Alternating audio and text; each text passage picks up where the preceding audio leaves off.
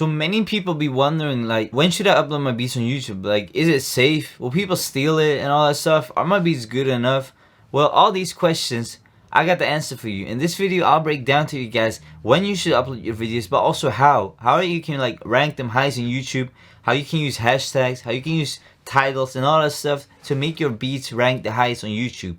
The first part of the video is going to be about when you should upload it, and the second one is going to be how you actually upload it. The thing is, like, I think there are two main reasons why people do not upload their beats. So I think the first one is people wondering, like, are my beats good enough for YouTube? Am I on the right level yet? They be wondering, like, I want to get like a little bit better and then jump into YouTube. And the second thing is they be wondering, like, maybe people will steal it. Like, what if somebody steals my sauce, my melody, my beats? To get to the first point, people wondering, are my beats good enough?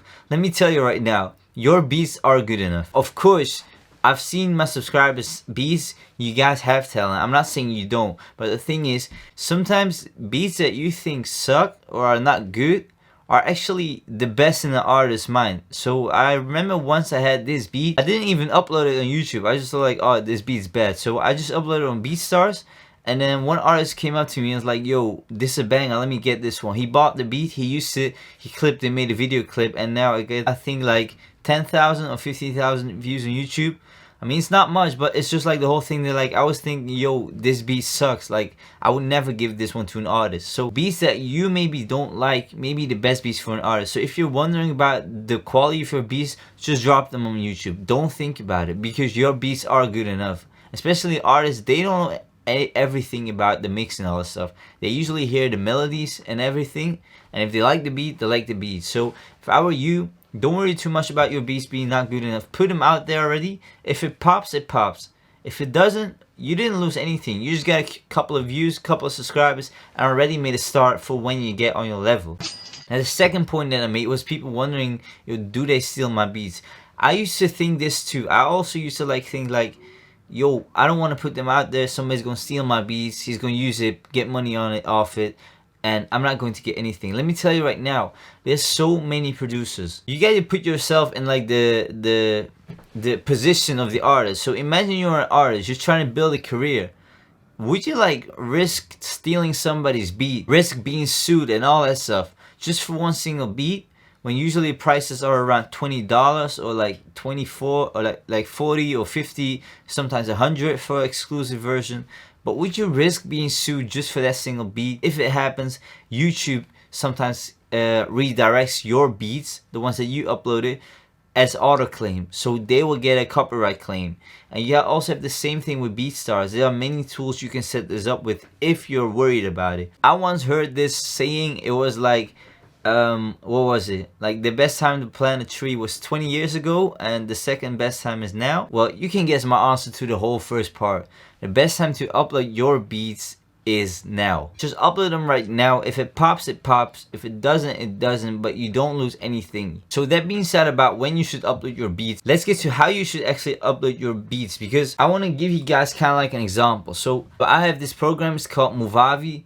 It's like a ghetto Windows version of iMovie. And basically all I do is, I have the beat, right? So the first thing I do is make the beat.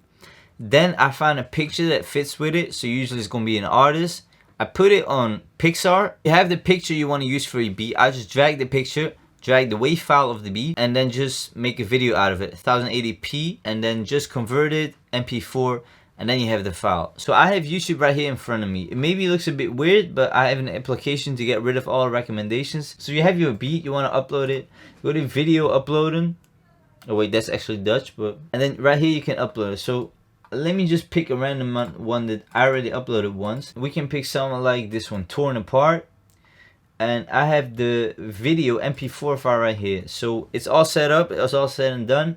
I select it and then you upload it. So there are three things that are basically important to YouTube. That's the click-through rate. So how often do people click on your thumbnail? That's a watch time. So how many minutes do people actually watch your videos? And audience retention. So how much of a percentage do people watch the video? Audience retention and watch time is hard to like do things about it, because we are uploading beats. We're beat makers. We're not uploading vlogs or anything to keep people interested.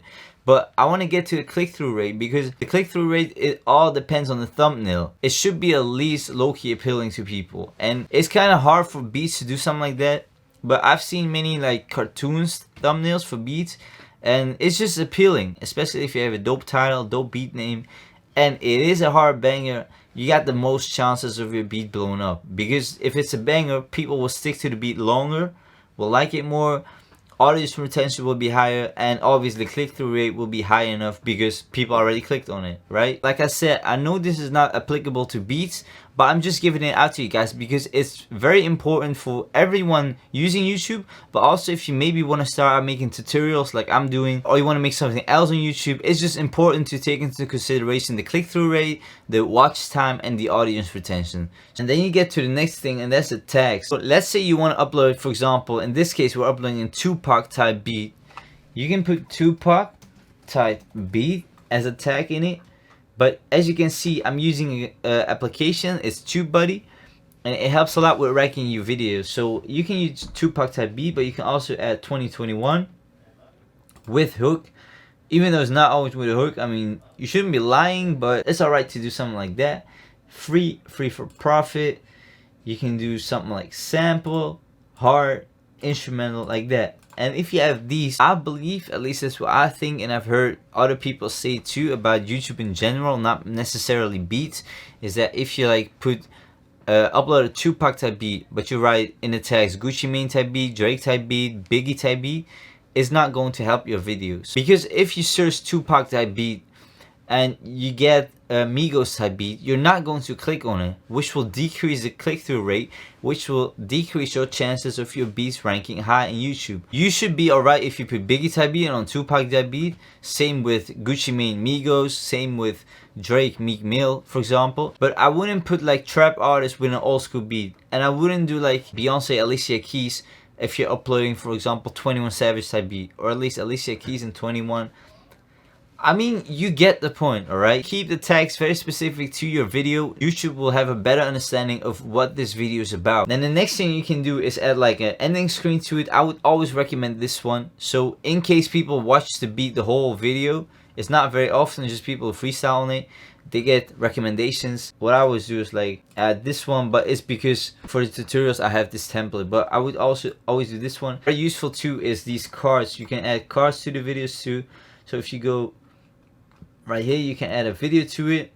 And I would recommend, if you're uploading beats, I would not like put it too far into the video. I would just like straight up at the beginning so people can see already part 2 or whatever. If you add a card, you can even like change the name. So in case of like having this whole thing, you can say something like Scott Storch type beat, believe me, this hard, bro. I didn't get this. I mean, it's just an example. I wouldn't do this, but cards actually help. And because people do not watch beat videos from beginning to end on a screen, I'll just put it in the beginning. Now, and the rest is basically up to you. If you want to plan it, if you want to like upload directly, I always plan my beats and have like a whole waiting list of it. But it just depends on you. I hope this was helpful to you in any sort of way. If you're trying to get into YouTube in general or beat making YouTube. That's the last thing I had to say. My camera's about to die again, so I'm going to leave you guys ASAP. So if you're not subscribed yet, make sure to subscribe, and I'll see you guys in another video next week.